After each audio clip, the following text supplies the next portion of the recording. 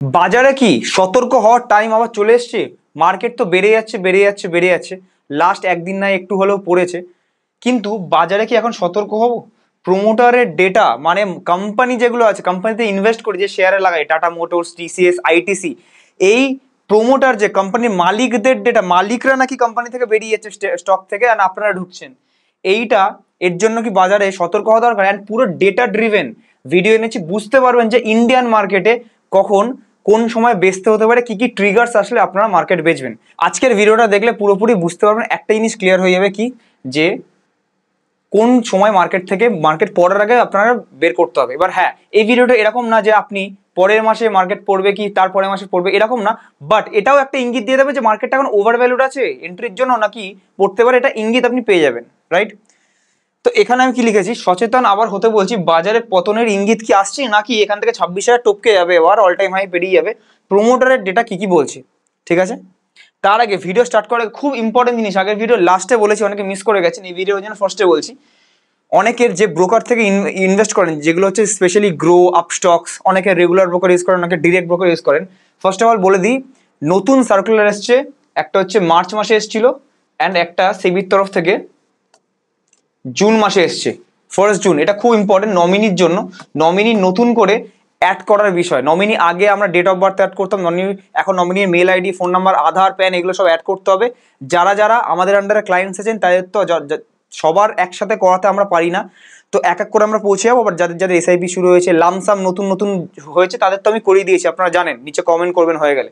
But আপনাদের broker যেটা use করেন, গ্রো আপ স্টক, যদি এখনো আপনারা জানেন না, তাহলে পরে কিন্তু ফিউচারে এগুলো প্রবলেম হয়। বিকজ এই সার্কুলারগুলো সেবির তরফ থেকে, এইগুলো যদি আপনি আবার সেপ্টেম্বরে একটা আসবে অ্যাডিশনাল ভ্যালিডেশনসের উপর কিছু একটা, যদি এইগুলো যদি না পালন করেন, পরে কিন্তু আনরেজিস্টার্ড হয়ে যাবেন, প্রবলেম হবে। তো আমার বলা কর্তব্য বলে দিলাম, যদি যে কোনো ব্রোকার ইউজ করছেন যে বলছে না, বা যে কোনো অ্যাডভাইজারের কাছে আছেন যে বলছে না, বা আমার মতো অ্যাওয়্যার নেই, মার্কেটে নেই, পার্ট টাইম কাজ করে এরকম, তাহলে it's time to change the broker. আপনি ব্রোকার চেঞ্জ করেন, পরে কিন্তু ফিউচার প্রবলেম হয়, আপনি টাকাটা আপনি জলে ফেলার মতো ইনভেস্ট করছেন, দ্যাটস ইট। ঠিক আছে, এইটা হচ্ছে ফর্ম। অনলাইন হলে অনলাইনে সিগনেচার পড়ে যায়, অফলাইন হলে অফলাইনে, এটা হচ্ছে ফর্ম। এই ফর্মটা ভরতে হয় অনলাইন আর অফলাইন, ঠিক আছে? আচ্ছা, ফর্ম ফর ফ্রেশ নমিনেশন। যাই হোক, তো আমরা অনেক ডেটা পয়েন্টসের উপর আজকে ভিডিওটা ডিসকাস করবো, প্রচুর data points. First of all বুঝে নিন, নতুন একটা নিউজ এখানে ঘুরছে, আর আমি এখানে পড়ছি, আপনারা তো জানেন না। মে মাসে মার্কেট তখন বাড়ছে, এপ্রিলে ডাউন হয়েছে, ডাউন হওয়ার পরে এপ্রিলের লাস্টের থেকে মে মাসে পুরো বেড়েছে, জুন মাসে ঠিকঠাক আছে। প্রোমোটার্স মানে কোম্পানির মালিক, ধরুন RKS গ্রুপের প্রোমোটার, ধরুন প্রোমোটার ধরে নিন। তো প্রোমোটার কোম্পানির মালিকরা বা মেন ম্যানেজমেন্টরা 43,000 করোড়, 43,000 তারপরে কোটি, 43,000 করোড় মেতে নিফটি র্যালি উপরের দিকে গেছে, মার্কেট বেড়েছে অল ওভার, কিন্তু 43,000 কোটি টাকা মাল বেচেছে, নিজেদের কোম্পানির থেকে নিজেরা সরে গেছে। এটা একটু ফিশি মনে হচ্ছে না? তো এইটার নিয়ে আমরা বলবো যে কেন এরম জিনিসটা হয়েছে, কেন এরম হয়েছে। বিকজ আগের বারও এটা করেছিল, তারপরে মার্কেট পড়েছিল, ঠিক আছে? এইটা হয়, বলছি না আগেন মার্কেট পড়বে, মার্কেট এখান থেকে কি হতে পারে ফিউচারে আমি বলবো, এই ভিডিওতেই বলবো। বাট এটা আমি শর্ট টার্ম ইন্ডিয়ান মার্কেটের উপর কিভাবে নজরদারি করতে হবে এটা আমি বলছি। তো এইখানে যদি দেখি FII DII ডেটা, যদি আমি ফার্স্টে দেখি কি আছে, আচ্ছা এটা পরে বলছি। FII DII ডেটা খুব ভালো ইন্টারেস্টিং ব্যাপার। তার আগে বলে দিই, ইন্ডিয়া রিসেন্টলি রেট কাট করেছে, যেটা স্টক মার্কেটের জন্য ভালো। বাট রেট কাট হওয়ার পরে যে একটা 1-2 দিনের একটা মোমেন্টাম দেখতে পেয়েছি, 1-2% বেড়েছে মার্কেট। যেটা হওয়ার কথা 5%, 10%, সেটা কিন্তু বাড়েনি, বিকজ অলরেডি মার্কেট বেড়ে আছে। তারপরে হুট করে আবার আজকে পড়ে গেল। আজকে ভিডিও শুট হচ্ছে, কালকে হয়তো ভিডিওটা পাবেন, বাট হুট করে আজকে মানে 12 জুন 2025 মার্কেট 1%-এর বেশি পড়ে গেল। তাহলে রেট কাট যেখানে হয়েছিল 25,000 মার্কেট ছিল, তার থেকে অলরেডি নিচে 25,000 ভেঙে পৌঁছে গেছে। তার মানে ওটার কোনো ইম্প্যাক্টই বেশি পেলাম না, ইম্প্যাক্ট পেলামই না। রেট কাট হলো, ব্যাংকে যারা যারা ফিক্সড ইনকাম মাসে ব্যাংকের FD থেকে পেতেন, ওটা এবার পরের কোয়ার্টার থেকে আপনারা কম পাবেন, টাকা কম পাবেন ফিক্সড থেকে। ওই টাকাগুলো কি হবে, লোন সস্তা হবে, লোকে লোন নেবে, অনেক গাড়ি কিনবে, বাড়ি করবে। লোন সস্তা হলে সব কনজিউমেবল, সব কিছু কনজিউম করা বাড়বে, অ্যান্ড ওর জন্য কি হবে, কোম্পানিজ বাড়বে, ফিনান্সেস বাড়বে, কোয়ার্টারলি রেজাল্ট বাড়বে, মার্কেটও বাড়বে, মার্কেটের জন্য ভালো। কিন্তু এটা আমি 1-2 দিনের নিউজ দেখলাম, এটা এক দু দিনের নিউজ না, এটা 1 মাসের নিউজ ছিল। তো ওই জন্য বুঝতে পারলাম না যে কেন কি হলো। তো এইখানে ওই জন্য আমি ভিডিওটা রিসার্চ করলাম যে এফআইআই ডিআইআই ডেটা কি দেখাচ্ছে মান্থলি, মার্কেট তো বাড়ছে বাট এফআইআই ডিআইআই ডেটা যদি দেখি, জুন ছেড়ে দিন, জুন এখনো কমপ্লিট হয়নি, ছেড়ে দিন, মে মাসে total net FII and DII দুটোই মাইনাসে নেগেটিভ, মানে সেলিং হয়েছে। এপ্রিলে অল ওভার সেলিং হয়েছে, ম্যাসিভ সেলিং হয়েছে এপ্রিলে, মার্চে আগেন সেলিং হয়েছে, ফেব্রুয়ারিতে সেলিং হয়েছে, জানুয়ারিতে সেলিং হয়েছে, ডিসেম্বরে সেলিং হয়েছে, নভেম্বরে সেলিং হয়েছে, সব পুরো সেলিং। বাট এইখান থেকে হুট করে আবার মার্কেটটা রিকভারি করা আবার শুরু করে দিল, গ্যাপ আপ দিয়ে রিকভারি করা শুরু করলো। আজকে আমরা টেকনিক্যালের চার্টের মধ্যে যাবো না, আজকে একটু ফান্ডামেন্টালি মার্কেট ডাউন আপ কিভাবে আমরা বুঝতে পারি, অ্যানালিসিসটা আমরা শিখবো যে কিভাবে মার্কেটে আপনারা অ্যানালিসিসটা নিজে করতে পারবেন। তো এই জিনিসগুলো আমাদের কি হয়েছে দেখতে পাচ্ছি যে এফআইআই বা ডিআইআই এরা যে বড় প্লেয়ার, এরাই মার্কেট নাকি ওঠানো নামানো করে, কিন্তু এরা সেল করছে, কিন্তু বাই তাহলে কে করেছে? আমাদের মতো পাবলিক রিটেলাররা, আপনাদের মতো পাবলিক রিটেলাররা নর্মাল স্টকস ফক্স বাই করেছেন, দ্যাটস ইট। বিকজ এর মধ্যে মিউচুয়াল ফান্ডসও থাকে, নর্মাল স্টকস ফক্স বাই করেছেন, ঠিক আছে। আচ্ছা, তো এইখানে নতুন আরেকটা জিনিস হয়েছে যেটা খুব বাজে সংকেত, বা ইন্ডিয়াতে সবে অনেক ব্রোকার এসছে, যেমনি গ্রোথে সবে এসছে, যেটা হচ্ছে মার্জিন ট্রেডিং ফেসিলিটি। অজান্তেই লোকে মার্জিন নিয়ে নেয়, মানে আপনার কাছে বেশি টাকা নেই, 10,000 টাকা আছে, বাট আপনি 50,000 টাকা দিয়ে ট্রেড করতে পারবেন। আপনার কাছে 25,000 টাকা আছে, 25,000 টাকা আছে, 25,000 টাকা আছে, 1,00,000 টাকা নেই, বাট আপনি 25,000 টাকা 4 গুণ মানে 75,000 টাকা গ্রো আপনাকে দেবে, বা আপনার ব্রোকার আপনাকে দেবে, 1,00,000 টাকার আপনি শেয়ার বাই করতে পারবেন। বাট লোকে ভাবে এটা ফ্রিতে দিচ্ছে, যতদিন খুশি রাখতে পারবেন। বাট এইখানে দেখুন একটা পার ডে হিসেবে প্রত্যেক দিন এখানে একটা চার্জ কাটা হয় বা ইন্টারেস্ট নেওয়া হয়, যেটা হচ্ছে গ্রো চার্জেস। এইগুলো আপনাকে হিডেন ভাবে বলা হবে, এগুলো আপনাকে বলা হবে না, এগুলো আপনাকে মানে অনেকে ফেসে গেছেন। 0.043 মানে অলমোস্ট 0.05% পার ডে, পার মান্থে আপনি দেখে রাখুন যে কত হবে, ক্যালকুলেট করে নিন। 0.05% পার ডে, যদি 25 লাখ অবধি, 25 লাখের উপর 0.027, অলমোস্ট 0.03% মোটামোটা আমরা ধরতে পারি অ্যাভারেজে এটা পার ডে কাটা হয়। আপনি প্রফিট করুন লস করুন, বাট এইখানে একটা প্রবলেম হয়, একটা ছোট কথায় বুঝিয়ে দিচ্ছি। ধরুন ক্রিপ্টোতে আগে এটা হতো, এখানে কি হতো, ধরুন একটা শেয়ারের দাম 200 টাকা, আপনার কাছে আছে 10 টাকা, আপনি সেটা বললেন গ্রো থেকে আরো 40 টাকা নিয়ে 5x মার্জিন নিয়ে করছেন, 5x। কেউ করছে 3x মার্জিন নিয়ে, 10 টাকাটা 300 টাকা 30 টাকা হিসেবে করছে, কেউ করছে 2x মার্জিন নিয়ে, একটু সেফ 2x মার্জিন নিয়ে। নিজে থেকে যদি করতেন 10 টাকা এমটিএফ ছাড়া, মার্জিন ছাড়া, তাহলে 200 টাকাটা জিরো কখন হতো? জিরো হতো 200 টাকাটা যখন জিরো হবে, তখন 200 টাকা শেয়ারের দামটা জিরো হয়ে যাবে, তখন হবে, যেটা সাধারণত হয় না। বাট যে দ্বিগুণ এটা নিয়ে করছে, ধরে নিন 200 টাকাটা যখন 100 টাকা হয়ে যাবে, তখন এটা জিরো হয়ে যাবে। এইটা যে 3 গুণ নিয়ে করছে, 200 টাকা যখন 150 টাকা হয়ে যাবে, 150 টাকা নেমে আসবে, জিরো হয়ে যাবে। এটা এখন 180, 200 টাকাটা 180, 10% পড়বে, তখনই এই 5x-টা লিকুইফাই, এটাকে বলে লিকুইফিকেশন, ঠিক আছে, বা লিকুইডিটি ট্র্যাপ বলা হয়। তো এটাকে লিকুইডিটি ট্র্যাপ ক্রিপ্টো অনেক ভালো ইউজ হয়, বাট স্টকসে এমটিএফ এসছে, যেটা আমি রেকমেন্ড করি খুব নলেজ না থাকলে নাই করতে, ঠিক আছে। তো এটার এখন ডেটা কারেন্টলি বলে, এমটিএফ কেন বলছি, if I am not wrong 81,000 crore open leveraged position খোলা আছে, মানে এইরকম 81,000 ধার নিয়ে, লোকের সামর্থ্য নেই, বাট এত টাকা ধার নিয়ে এক্সট্রা ব্রোকারের থেকে নিয়ে লোকে করছে লোভে, বেশি প্রফিটের আশায়। তো এত টাকার লেভারেজ পজিশন ওপেন পড়ে আছে, রাইট। তো এইটা লাস্ট, এইগুলো তো ট্র্যাপ করতে হবে, এগুলো তো নিতে হবে।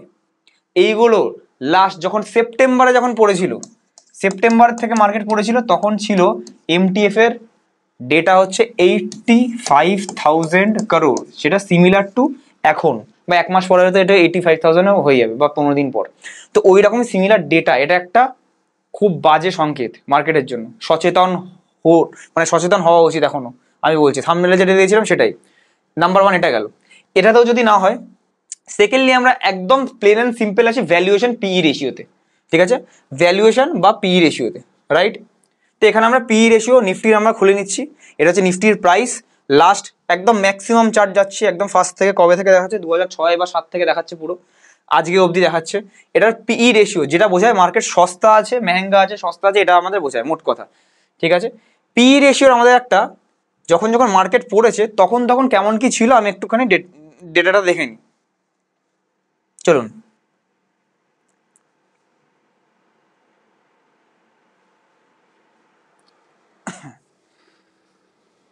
অলরাইট। তো পি রেশিও এখানে আছে মার্কেটের .com বাবল 2000 সালে যখন পি রেশিও ছিল তখন 27.5 পি রেশিও ছিল।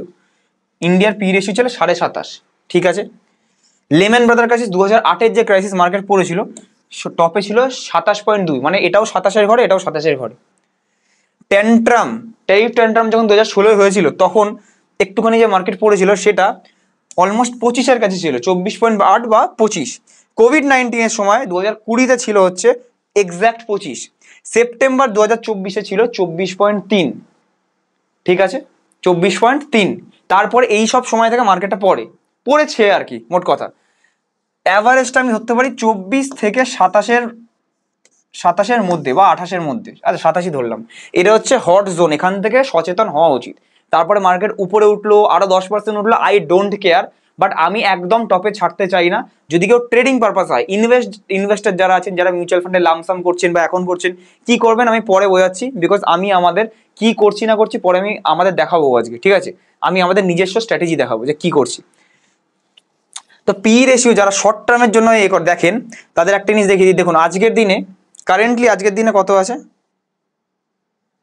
আজকের দিনে কারেন্টলি পি রেশিও আছে অত বেশি নেই, বাট তাও 22.40 আছে। মানে এটা যখনই আরো 2 বা 3 বেড়ে যাবে তখন আমাকে সচেতন হতে হবে। এখানে যেটা বলছিলাম দেখুন, যদি এখানে লাস্ট 5 ইয়ার্স যদি এখানে করি, এখানে বুঝতে পারবেন লাস্ট 5 ইয়ার্সে অ্যাপ্রক্সিমেটলি যখন পড়েছিল 24.3 এরকম ছিল, 24.3। আর একটু উপরে গেলে দেখুন 24.3 টপ, এটাই তো 24.3 ছিল।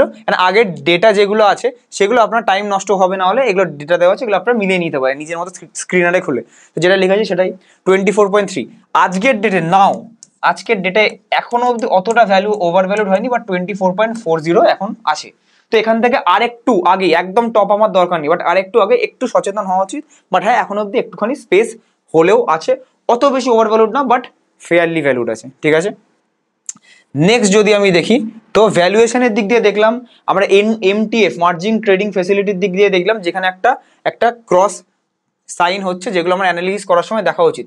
এইবারে আমি দেখবো বাফেট ইন্ডিকেটর। লাস্ট টাইমে কিছু কিছু স্টকস যে বললাম না প্রোমোটারের এক্সিট করছে, এটা আমি এক্সাম্পল দেখাবো কিন্তু স্টকের নাম মেনশন করে, যেমনি টিটাগড় রেল সিস্টেমস, যেমনি আপনার কোচিন শিপইয়ার্ড, যেগুলো আপনাদের কেনা আছে, তো ওই স্টকগুলো কিন্তু আমি দেখাবো।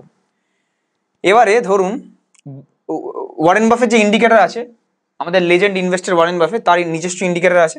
তো এখান থেকে আমাদের কি বোঝায়, দেশের জিডিপির সাথে মার্কেট ক্যাপিটালাইজেশনের যদি আমি কম্পেয়ার করি, তাহলে ইনি বলে যে কোনো কিছু 111 থেকে 131-এর মধ্যে থাকলে খুব মোটামুটি ভ্যালুয়েশন হয়ে গেছে, ওভার ভ্যালুড হয়ে গেছে। 131-এর উপর মানে তো মানে কিছু বলার নেই, যে কোনো দিন মার্কেট ক্র্যাশ 30% পড়ে যেতে পারে। মোট কথা 90 থেকে 111-এর মধ্যে থাকলে মোটামুটি ফেয়ার ভ্যালুড, বাট 90-এর নিচে থাকলে কেনা যেতে পারে। এইবারে মার্কেট কখন কি পড়েছে ওয়ারেন বাফে ইন্ডিকেটরের সাথে কম্পেয়ার করলে বোঝা যাবে।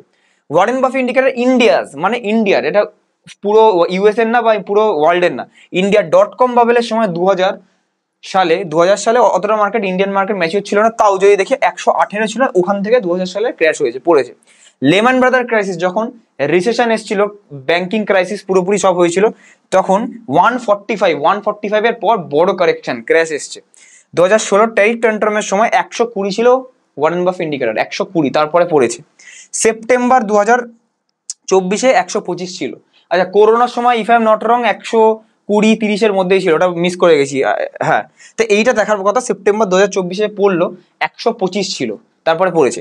নাও আজকে কত আছে, তাহলে এটার অ্যাভারেজ আমি ধরতে পারি, ধরুন 118 থেকে 125-এর মধ্যে আমাকে দেখাচ্ছে। আমাকে সতর্ক হয়ে যাওয়া উচিত ইন্ডিয়ান মার্কেটের জন্য মেনলি, কারণ বারবার এই টার্গেটটা হিট করছে, এটা তো বেশি হয়ে গেছে একটু। ঠিক আছে, শর্ট টার্মের জন্য, লং টার্মের জন্য না, শর্ট টার্মের জন্য ছোট কারেকশন দেখুন। আজকে দেখুন 121.87, মানে অলমোস্ট 122, অলমোস্ট কত 122, নাও 122, মানে এই যে 2016 ডাউন যে হয়েছিল ওইটার থেকে বেশি, আর এইটার থেকে খুব ক্লোজ, 3 পয়েন্ট নিচে, খুব ক্লোজ।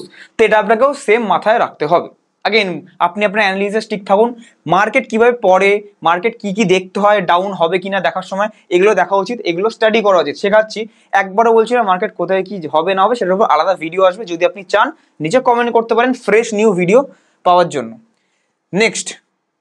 নেক্সট আমরা কি দেখতে পারি, ওয়ারেন বাফে আমরা ইন্ডিকেটর আমাদের কি বলছে যে আমাদের একটুখানি ওভার ভ্যালুড তো হয়েছেই, বিকজ 111 থেকে 131-এর মধ্যে আছে, মডেস্টলি ওভার ভ্যালুড এর মধ্যে আমাদের কারেন্টলি আছে। এবার যদি দেখি নিফটির আর্নিং, মানে আর্নিং পার শেয়ার কত আর্নিং দিচ্ছে নিফটি, মানে ভারতের টপ 50টা কোম্পানি বা ওভারঅল মার্কেট। নিফটি মানে শেয়ার, এক একটা শেয়ার মানে ব্যবসা কি আর্নিং করে দিচ্ছে? যদি ব্যবসা কামিয়ে দেয়, আর্নিং করে দেয়, তবেই না ফরেন ইনস্টিটিউশনাল আমাদের এখানে ইনভেস্ট করবে, নাহলে কেন করবে? যে ইনকাম করে দিতে পারে না কেন করবে? লাস্ট 1 ইয়ারের যদি ডেটা দেখি, এখানে ইপিএস এর লাইন কোনটা? এটা হচ্ছে নিফটির লাইন, এটা হচ্ছে ইপিএস এর লাইন, ঠিক আছে? এটা হচ্ছে ইপিএস এর লাইন। সেপ্টেম্বরের পরে দেখবেন মার্কেটটা এখান থেকে টপ থেকে পড়ে গেল, টপ থেকে, এটা হচ্ছে নিফটি, এটার দিকে ফলো করুন, সবুজ লাইনটা, ইগনোর দ্য পিঙ্ক লাইন। দেখুন পুরোপুরি সেপ্টেম্বর থেকে এই এপ্রিল অবধি পড়ে গেল, পুরোপুরি পড়ে গেল। এটা কোন পয়েন্টটা মনে আছে? সেই ভিডিওতে বানিয়েছিলাম যে এপ্রিলে মার্কেট পড়তে পারে, তারপরে যেটা হলো সেই পয়েন্টটা অবধি মার্কেটটা পড়ে গেল। এইবারে কখন পড়লো দেখতে পাচ্ছেন? এই লাইনটা যখন ধারাম করে পড়ে গেল, এটা কি পড়লো? আর্নিং পার শেয়ার, মানে রিলায়েন্স, আইটিসি, টিসিএস, বড় বড় আইসিআইসিআই ব্যাংক, এইচডিএফসি ব্যাংক যখন আর্নিং করে দিতে পারছেন, এর আর্নিং ছিল পার শেয়ার 1075, এখান থেকে পড়ে হুট করে হয়ে গেল 1063, 12 পয়েন্ট অনেকখানি এখানে ফ্যাক্টর করে। তো ইপিএস এখানে নেগেটিভ হলো, পার শেয়ার এখানে আর্নিং কি হলো? নেগেটিভ হলো, রাইট? পার শেয়ার আর্নিং এখানে নেগেটিভ হলো, তো কোয়ার্টারলি রেজাল্ট মোটামুটি বাজে আসলো। তো এখানে নেগেটিভ আর্নিং হওয়ার জন্য দেখুন পড়ে গেল, আবার একটু ঠিকঠাক হলো, অ্যান্ড আবার দেখুন যখনই ডাউন হলো, অ্যান্ড এখানে আবার ডাউন হলো, এখানে ডাউন হলো, এখানে আবার ডাউন হলো, রাইট? তারপরে আবার ঠিকঠাক হয়ে গেল। এবার দেখতে হবে যে নেক্সট কোয়ার্টারটা কি হয়। যখনই দেখবেন আর্নিং ডাউন হচ্ছে, চান্স যে মার্কেটটা শর্ট টার্মের জন্য এখানে ডাউন হতে পারে। তো ইপিএসটা আমি বলে দিলাম যে মার্কেটটা কিভাবে কি আমাদের রিয়্যাক্ট করতে পারে শর্ট টার্মের জন্য। আচ্ছা, এইবারে আমি যেটা বলছিলাম,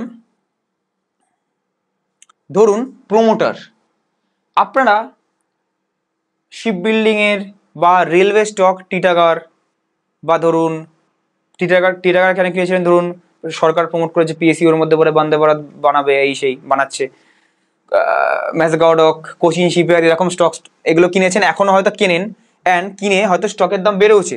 বাট এখানে একটা সাসপিশিয়াস জিনিস হচ্ছে, এটা কিসের দেখছি? এটা হচ্ছে টিটাগড় রেল সিস্টেমস। এখানে একটা সাসপিশিয়াস জিনিস হচ্ছে, যেটা ভিডিওর ফার্স্টে বললাম, এখানে কোয়ার্টারলি রেজাল্ট যদি দেখি, কোয়ার্টারলি রেজাল্ট অত বেশি বাড়ছে না, সেপ্টেম্বর পর থেকে ডিক্লাইনই করছে। দেখুন ডিক্লাইন করছে, মানে কেনার মতো এমন কিছু নেই। এটা হচ্ছে অপারেটিং প্রফিট, রেভিনিউ বাড়ছে না, উল্টা কমেছে, দেখুন কমেছে। ইয়ার অন ইয়ার যদি দেখি সেলস বা অপারেটিং প্রফিট যদি দেখি, অপারেটিং প্রফিট দুটো বছর এই বছর থেকে বাড়েনি, উল্টো কমেছে। ইয়ার অন ইয়ার কমেছে, 24 থেকে 25-এ কমেছে। রেভিনিউ একই আছে, এমন কিছু কিছু নেই যে 3800 থেকে 6800 হয়ে গেছে, এমন কিছু নেই।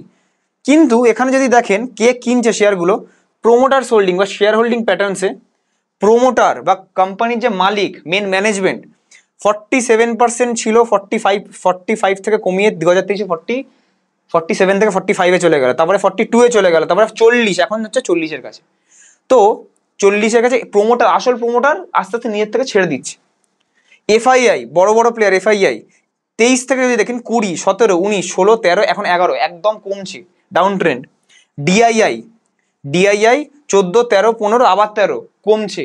মিউচুয়াল ফান্ডস বাগেরা ডিআইআই যেগুলো আছে কমছে। গভর্নমেন্টের স্টেক একই আছে, নেগলিজিবল, 0.01, না থাকার মতো, ছেড়ে দিন। বাট পাবলিক আপনাদের মতো যারা কি করছে, 25, 29, 30, 34, এদের বাড়ছে, এদের কমছে। আপনারা কি এদের থেকে শার্প মাইন্ড? আপনারা এদের আগেনস্টে যাবেন, গিয়ে কথা বলবেন? এরা কম বোঝে আর আপনারা বেশি বোঝেন নাকি? কিনছেন, খারাপ ভাবে নেবেন না, বাট স্টিল এগুলো আপনাকে কেনার আগে দেখা উচিত যে কি হচ্ছে না হচ্ছে। এই যে আপনারা কিনছেন, এই মালগুলো কেউ কিনছে, কেউ বেচছে, এরা বেচছে আর আপনারা কিনছেন। ট্র্যাপ আপনারাই হন মাঝে মাঝে, আগের বছরও ট্র্যাপ হয়েছেন, এই বছরও ভালো বাড়ছে, সবারই আশা থাকে বড়লোক হওয়ার, বাট স্টিল যতক্ষণ না নলেজ হচ্ছে ততক্ষণ ডিরেক্ট স্টকসে যেতে নেই, সেটা আমি বারবার বলছি। নলেজ নিন, এইগুলো সব দেখা শিখুন, কোনগুলো কি কি দেখতে হবে না দেখতে হবে শিখুন, তারপরে আপনি করতে পারেন, রাইট? তো এইগুলো আপনাকে মোটামুটি দেখতে হবে, বিকজ আপনি বড় প্লেয়ারদের আগেনস্টে যেতে পারেন না। এইখান থেকে সাসপিশিয়াস একটা জিনিস লাগছে, যেমনি কথা বলতে বলতে তাও নেক্সট একটা দেখে নি, কোচিন শিপইয়ার্ড।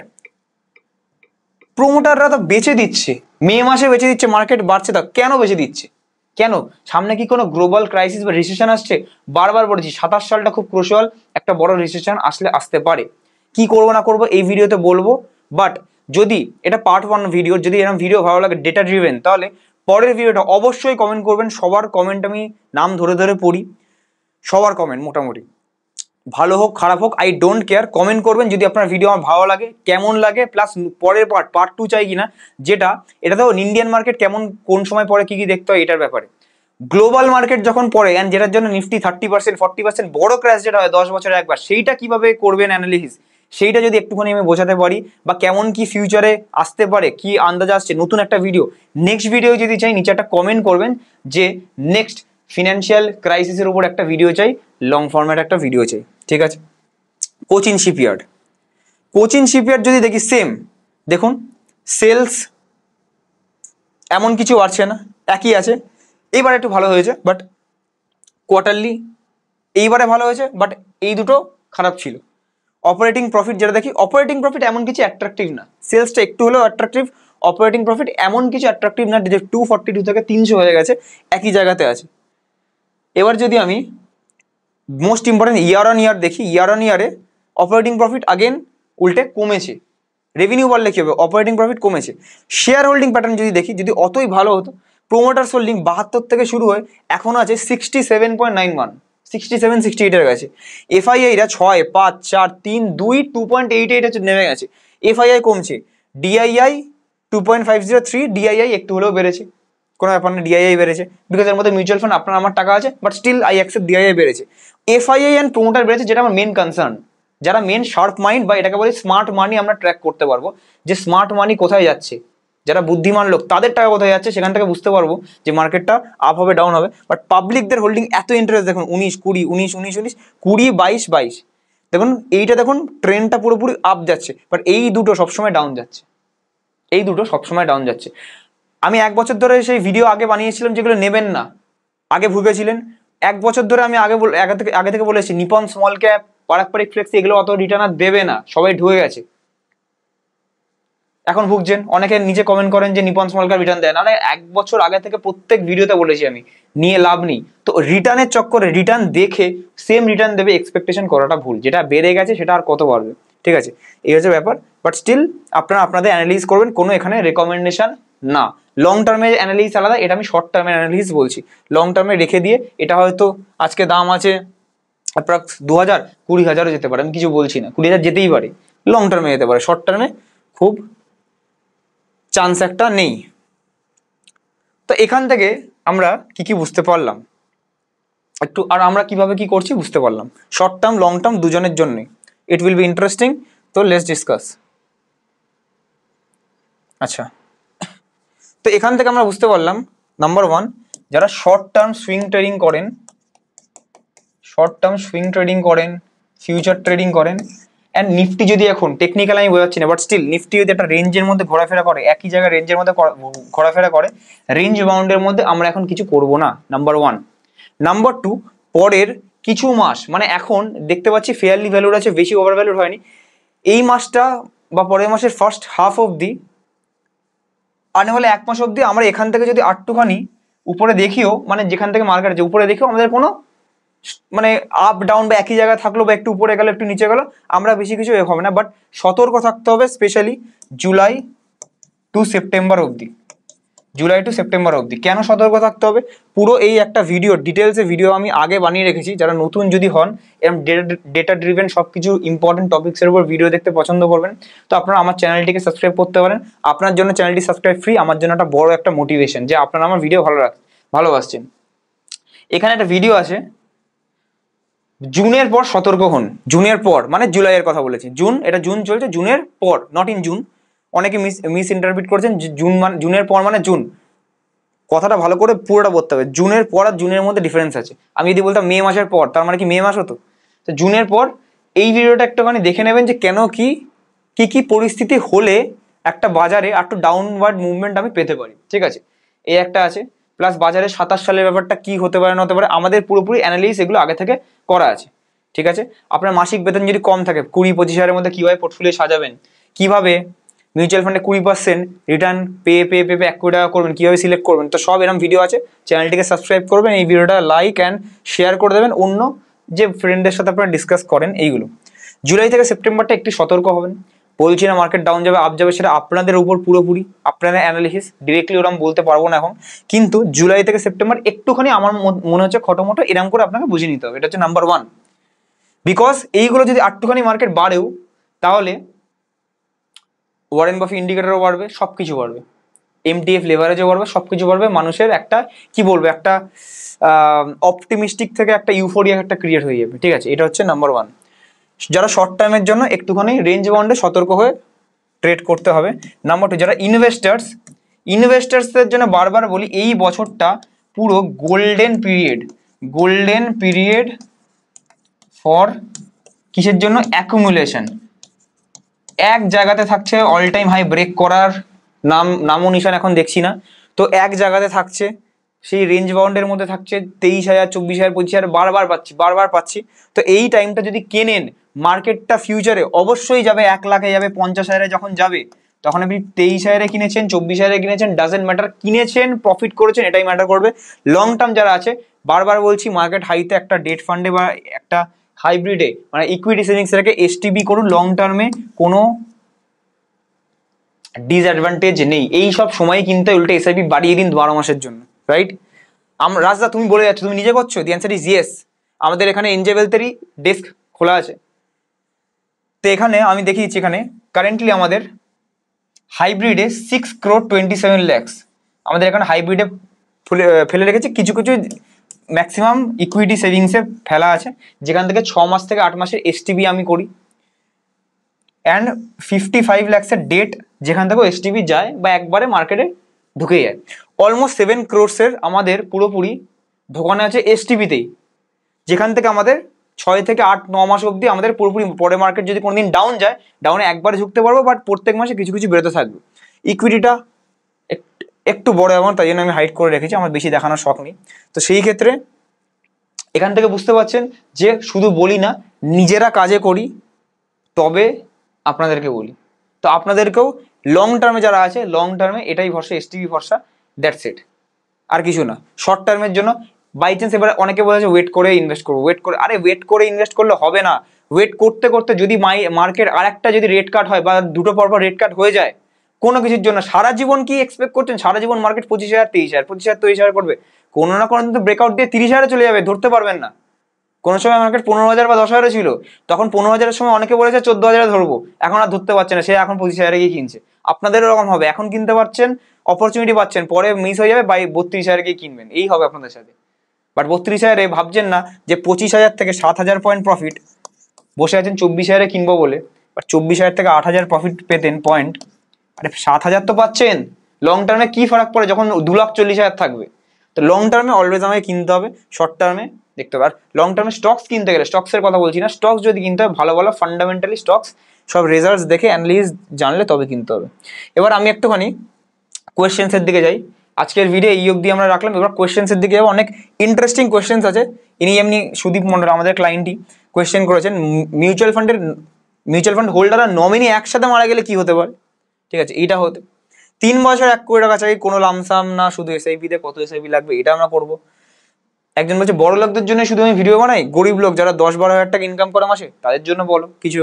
একজন বলছে 1 কোটি টাকা ধোয়া দিয়ে মশা তাড়ানোর কাজে লাগবে 10 বছর পরে নাকি। তো এনাকে আমি কিছু কমেন্ট করব, আপনারাও কিছু বলবেন এনাকে।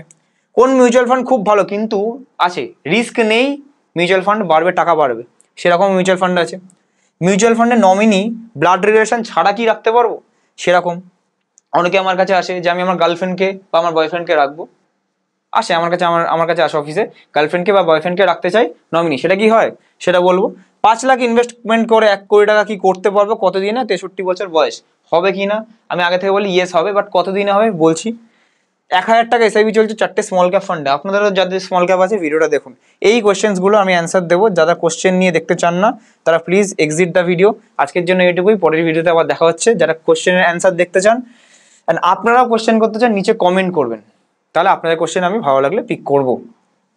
আচ্ছা, ফ্রিতে টেলিগ্রাম নিচে লিঙ্ক দেওয়া আছে, সেটাও জয়েন করবেন নতুন ভিডিওর আপডেট সবসময় ফার্স্টে পাওয়ার জন্য।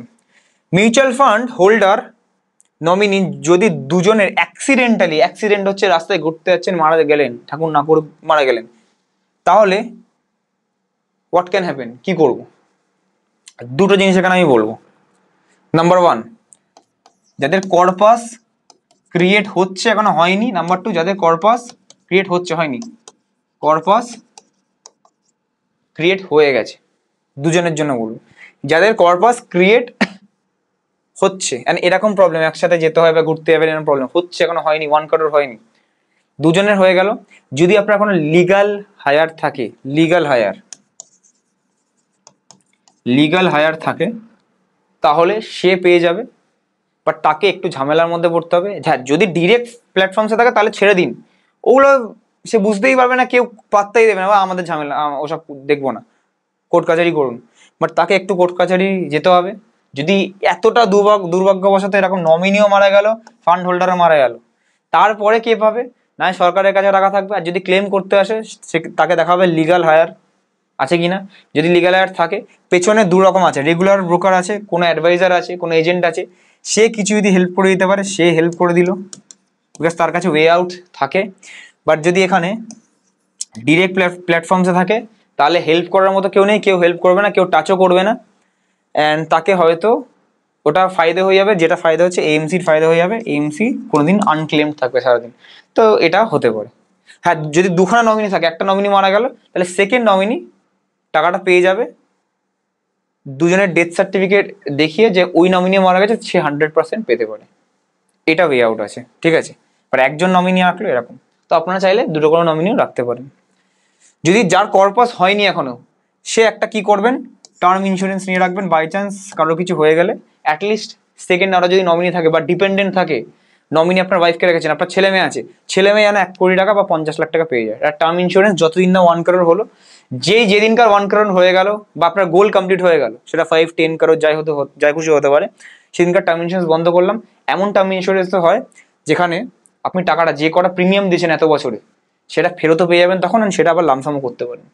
এমনও টার্ম ইন্স্যুরেন্স হয়, ঠিক আছে। এরকম টার্ম ইন্স্যুরেন্সের নিয়ে কোনো মিসগাইড কিছু যাতে না হন, ফোন করতে পারেন স্যার আমাদের, তো আমরা সেটাকেও গাইড করে দিতে পারি।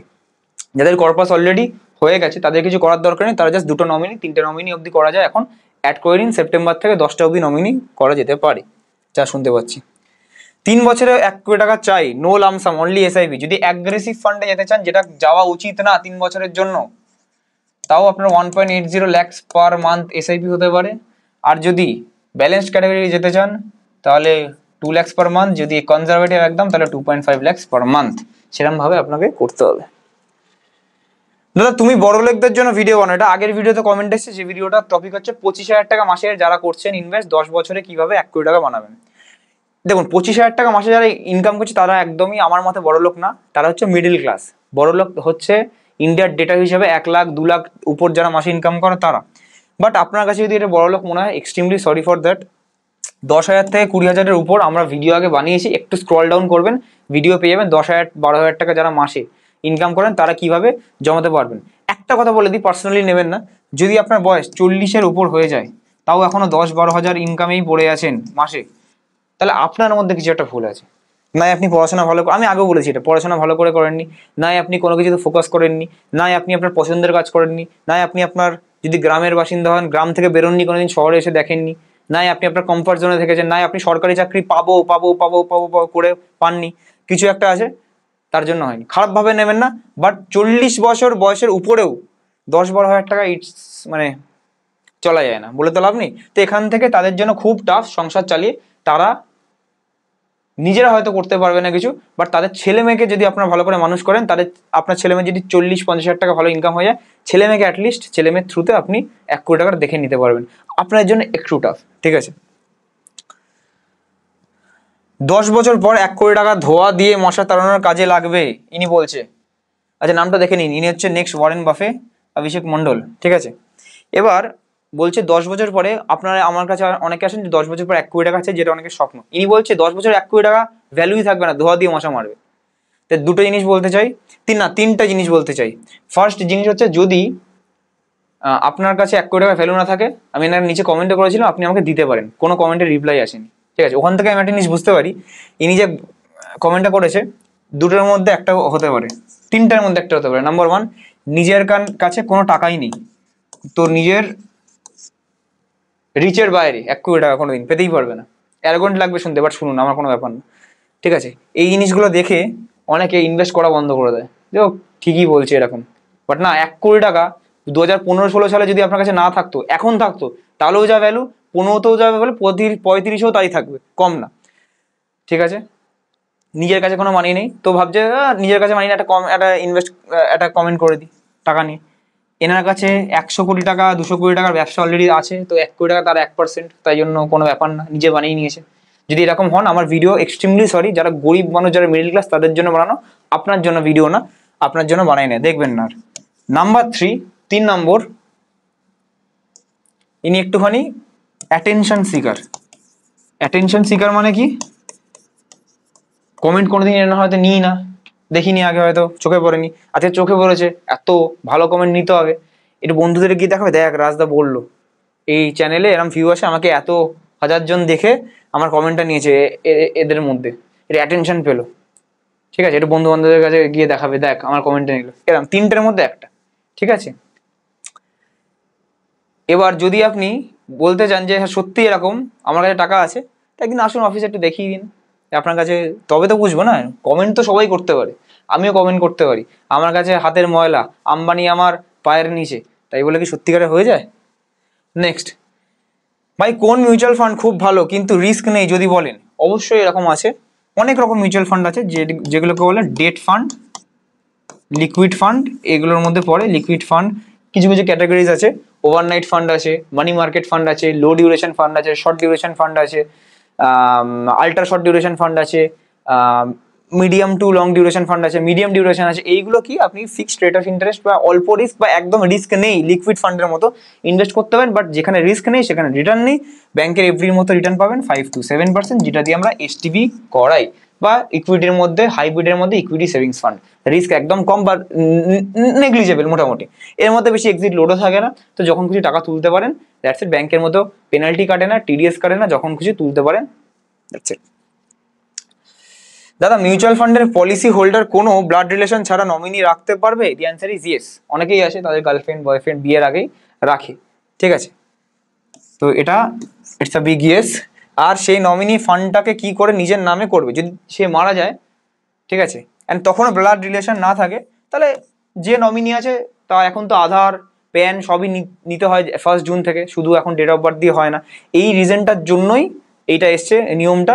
সে আধারের সাথে যদি আপনার যে ক্লেম করছে আধার ম্যাচ হয়ে যায়, সে পেয়ে যাবে। বাট ট্রান্সমিশন প্রসেসটা একবার এখানে গুগলে গিয়ে সার্চ করে নেবেন যে কীভাবে হয়, অটোমেটিক তো হয় না, এখানে জাস্ট গুগলে যাবেন, সবাই যাবেন, কীভাবে নমিনি পাবে, সেটা ব্লাড রিলেশন হোক কি নিজের ওয়াইফ হোক বা নিজের হাজব্যান্ড হোক, ট্রান্সমিশন এরম সার্চ করবেন, process in mutual funds, transmission process in mutual funds. এই যে যদি ডেথ হয়ে যায় ইউনিশোল্ডারে বা কিছু এরকম পুরোপুরি লেখা আছে,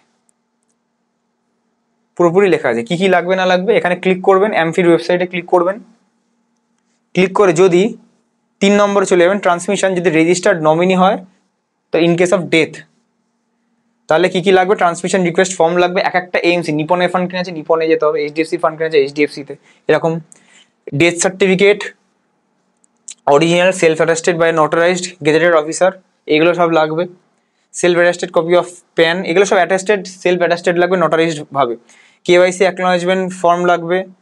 যদি 5 লাখের নিচে হয় তাহলে অত কিছু ঝামেলা নেই, ঠিক আছে, 5 লাখের উপরে হলে একটুখানি ঝামেলা আছে, তাহলে এখানে আবার জুডিশিয়াল ম্যাজিস্ট্রেট ফার্স্ট ক্লাস জেএমএফসির কাছ থেকে সিল অ্যান্ড ডেট নিয়ে তারপরে করতে হবে, আরও অ্যাডিশনাল ডকুমেন্টস আরও কিছু কিছু লাগবে, তো এইগুলো নিজেকে করতে হবে। আর যদি পেছনে কোনো অ্যাডভাইজার থাকে সে আপনার হয়ে করে দেবে, কোনো অসুবিধা নেই, তাকে জাস্ট বসে থাকতে হবে। তো এটাকে জাস্ট তাকে বুঝিয়ে রাখলেই হলো এই প্রসেস। যদি সে হ্যাঁ বলে যে হ্যাঁ আমি করে নেবো এসব, তাহলে ঠিক আছে, যদি না বলে তো কারোর আন্ডারে চলে যান।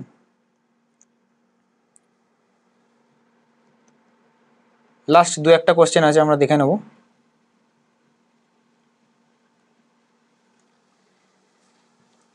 আচ্ছা, next question is 5 lakh investment করে কি করে 1 crore করা যাবে? আগে এজ অ্যাপ্রক্স 63, কোথায় কিভাবে যোগাযোগ করব? আগে যোগাযোগ করার আগে বলে দিই, যদি 63 এজ 5 লাখটা একবার ইনভেস্ট করছেন আর কোনোদিন করবেন না, এসআইপি করবেন না, আর লামসাম করবেন না, ওয়ান টাইম ইনভেস্ট করে 1 crore হবে 17 থেকে 20 বছরের মধ্যে। ভাগ্য ভালো থাকলে 17, ইন্ডিয়ান মার্কেট খুব ভালো নাহলে 20 বছর ধরে রাখবেন, তো 1 crore হয়ে যাবে। অ্যান্ড 17 থেকে 18 ধরে রাখতে পারেন, আপনার বয়স যখন 79 থেকে 82 এর মধ্যে হবে তখন হয়ে যেতে পারে। খুব ভাগ্য যদি ভালো থাকে 77, 78 হবে। তো যদি এটা আপনি 15 থেকে 15 ইয়ার্স অ্যান্ড অ্যাবভ যদি দিতে পারেন মিনিমাম, তাহলে উই ক্যান ইনভেস্ট, নাহলে না। আমার 10,000-এর এসআইপিতে 4টে স্মল ক্যাপ ফান্ড আছে, এটা কি কোনো সমস্যা হবে? 100% হবে। অ্যাসেট অ্যালোকেশন বা মিউচুয়াল ফান্ডের যে অ্যালোকেশন পুরোপুরি ভুল, বিকজ যখন স্মল ক্যাপ চলবে না, সবসময় যে স্মল ক্যাপ চলবে এরকম না। যখন স্মল ক্যাপ ওভার ভ্যালুড হবে, যখন পড়বে বেশি পড়বে, লং টার্মের জন্য কোনো অত ফারাক পড়ে না, বাট যখন স্মল ক্যাপ চলবে না তখন কিন্তু পুরো পোর্টফোলিওই বাড়বে না। ওই জন্য স্মল ক্যাপের সাথে কিছু মিড ক্যাপ বা কিছু সব রকম সেগমেন্ট গোল হিসেবে কিছু না কিছু অ্যাটলিস্ট 2-3টে সেগমেন্ট ভাগ করে রাখতে হয়। 18 সাল থেকে 22 সাল অব্দি স্মল ক্যাপ দিয়েছে অলমোস্ট 0% রিটার্ন। শুধু স্মল ক্যাপের এ করলে 4 বছর ইনভেস্ট কি করতাম, ইনভেস্ট করে বসে থাকতাম, আর কিছু হতো না। বাট ওর সাথে যে মিড ক্যাপ থাকতো কিছু বাড়াতো, আবার কোনো সময় মিড ক্যাপ বাড়বে না, স্মল ক্যাপ বাড়াবে। আমরা স্মল ক্যাপ এখন নিই কেন? আপনারা নিজেরা নেন কেন? রিটার্ন দেখে।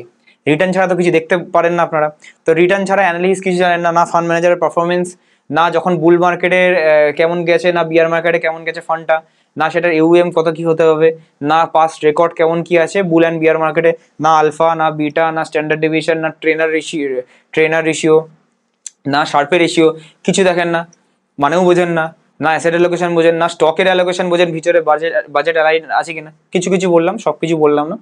তো এই জিনিসগুলো যদি না বোঝেন তাহলে এরম করে লাভ নেই, বেকার টাকাটা এর থেকে নষ্ট করুন বেটার।